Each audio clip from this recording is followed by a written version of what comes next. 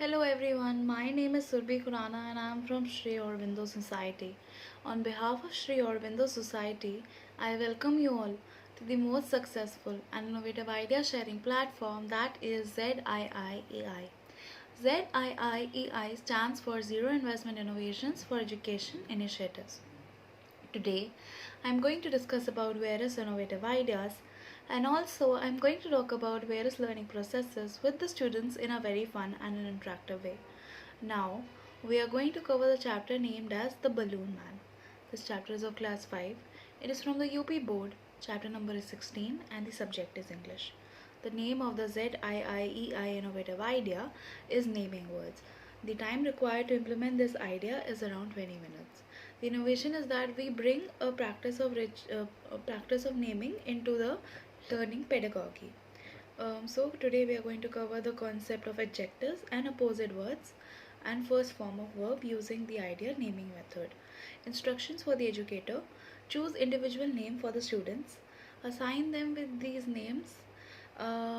Names should be chosen for value addition with the scope of value addition.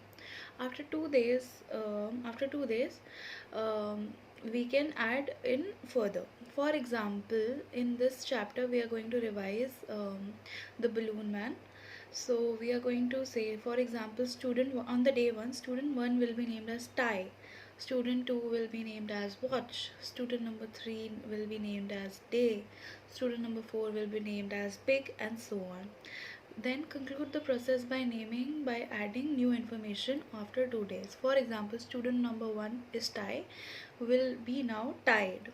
Student number 2 is watch, will be watched. Student number 3 is day, student number 3 will be night.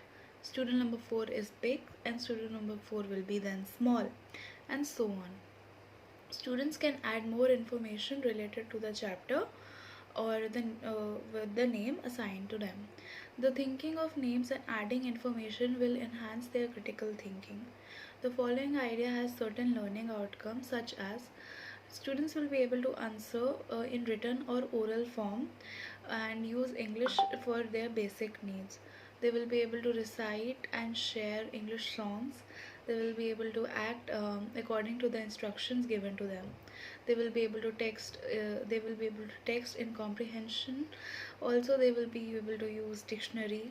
They will be able to look for the answers in their notebooks. Also, they will be able to learn the keywords of the chapter to revise it properly.